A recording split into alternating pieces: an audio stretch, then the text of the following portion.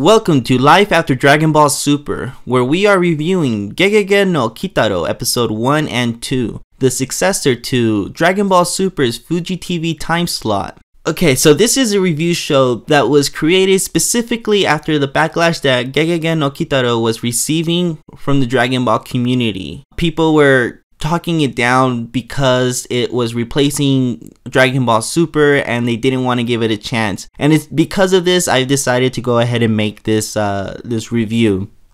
Depending on how it goes, I might continue going because I actually really like this show. I enjoyed it. I was interested in watching this series after its announcement. I was interested in the poster. It looked interesting. It popped. And then I heard that Masako Nozawa was going to be voice acting in it as well, and that caught my attention. So I felt really inclined to watch this. It looked different, and it was exciting, especially because I'm not too familiar with Toei animation shows besides Digimon and Sailor Moon. And then especially because this is a 50th anniversary series, so it has to be important enough that they're making it and they're celebrating its 50th anniversary. In case you don't know anything about GeGeGe no Kitaro, like I didn't, it's based off a manga from the 60s, and this iteration is actually the 6th animation series for the 50th anniversary. I guess this manga became popular because it brought yokai to the forefront. It kind of made them a normalized thing, and yeah. Let's just jump into episode 1, okay? Again, I had no idea what this show was until the first episode, and episode 2 kind of illuminated some more insight to what this show is. There's an overarching plotline that is being developed between episode 1 and 2, and it's going to continue into episode 3 and I'm sure 4.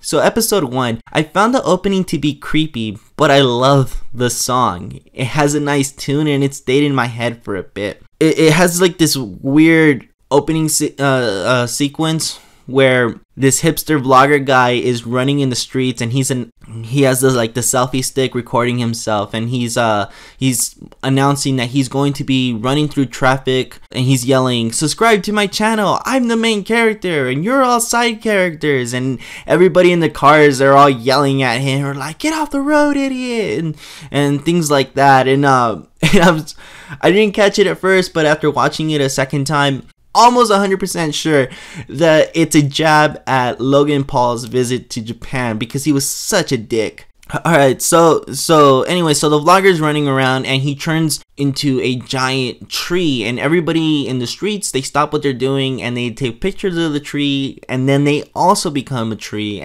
Because later on when Kitaro shows up, he explains that it's a vampire tree, and they're called Juboko. And this is something that I just kind of copied from the Wikipedia article. According to folklore, it appears in former battlefields where many people have died, and its appearances does not differ that much from ordinary trees. Since it becomes a yokai tree by sucking up large quantities of blood from the dead, it lives on human blood. When a human being happens to pass by, it supposedly captures the victim and changing its branches to the shapes of a tube, sucking up the blood of the victim. Well, that's actually not how it happens in the episode. Apparently, there is a yokai that plants seeds in the people, but we don't know that yet. So after the whole sequence, there's like talk of what this could be. Some people think it's aliens. Some people think that it's a virus or something. We cut to like the next day or something, and these 3 boys are walking to school, and one of the boys is wearing glasses. He's saying that no, it is yokai, and then the other 2 boys are kind of like, nah dude, you're dumb. And I actually thought that this guy was going to be the main character, the one that interacts with Kitaro, but then no, it turns out that it's this girl named Mana who comes out, and I actually really liked her. She's like the big sister type. She kind of reminded me of Hiyori from Noragami. So it turns out that in order to fight the yokai, you can go ahead and summon Kitaro by writing a letter to him and then dropping it off on his mailbox. And his mailbox is really creepy. It's like in an alleyway, and it looks old as hell. So Mana's the one who goes ahead and writes the letter, and Kitaro goes ahead and shows up eventually. And then we meet Kitaro and his one-eyed dad, who is Masako Nozawa. I popped when I heard her voice, and you could tell that it's her because Kitaro's dad's speech pattern sounds very similar to that of Goku's. So anyway, so Kitaro, Mana, and Daddy Eyeball go take care of the problem, and we find out that it is a yokai that plants the seeds into people. So Mana goes ahead and goes with them, even though Kitaro tells her not to because it is his problem now. But she tags along anyways, and she's about to get attacked, and Kitaro saves her. He gets a seed implemented into him by the yokai spirit. Kitaro turns into a Juboku, and we think that he's dead, but then of course, because it's Kitaro and he's the main character and it's the very first episode, he's not dead. He apparently comes back to life from the tree, and then Daddy Eyeball explains how this is possible. And Kitaro tells Mana that he's not going to save her the next time. It turns out that this time Mana can actually see the yokai, and she wasn't able to before because she hadn't yet accepted that yokai were real, even though Daddy Eyeball was there in front of her. I don't know why she was still in disbelief, but I guess.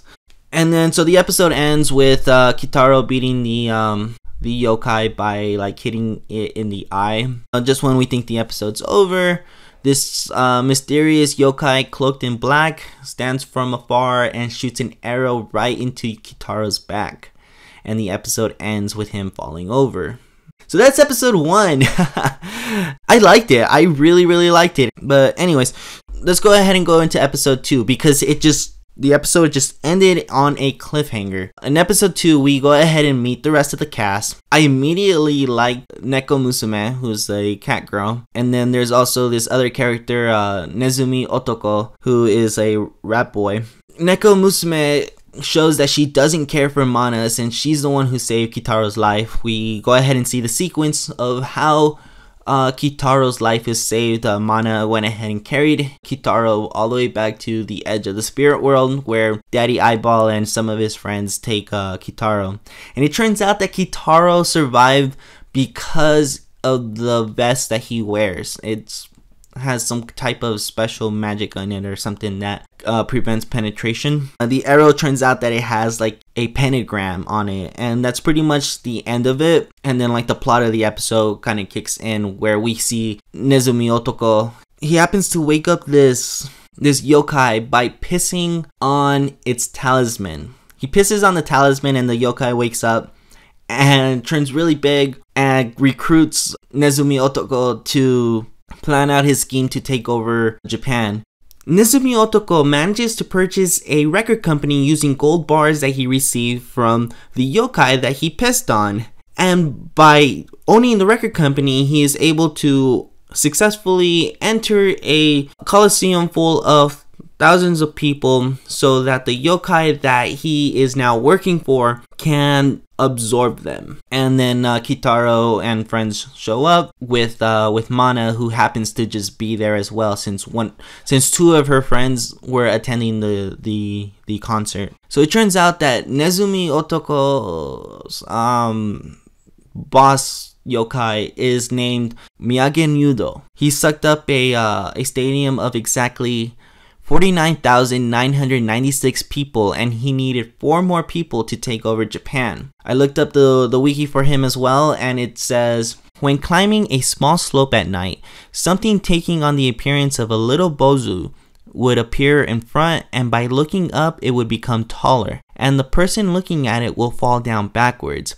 It is said that by chanting, Miyage Nudo, I have seen past you, and laying down forwards, it would disappear. In Hamochi Sado district, now part of Sado, it is said that the Miyage Nudo that appear at a place called Tsujido would steal food and money from travelers. And that kind of explains how Mana was able to save the day, because Kitaro and Neko Musume, they kept getting sucked up by the yokai, Miyage Nudo, and Mana is the one who chanted, Miyage Nudo, I've seen past you, and he disappears and everybody is back. And I guess the moral of the story was that even though people disappear all the time, there's always going to be someone who cares, since Mana was so insistent on joining Kitaro because her friends were at that stadium.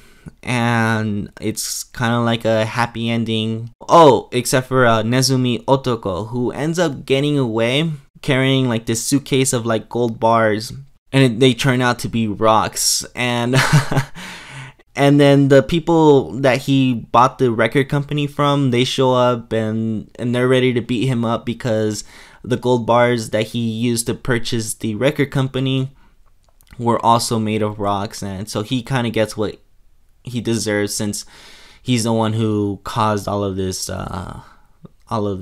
So I really liked him. I really want to see more of him. So those are the first 2 episodes of GeGeGe no Kitaro. I liked it. I want to see more, and I think that I will continue to see more.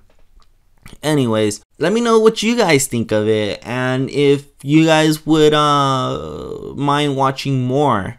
How do you think that this show is going to fare over like other people?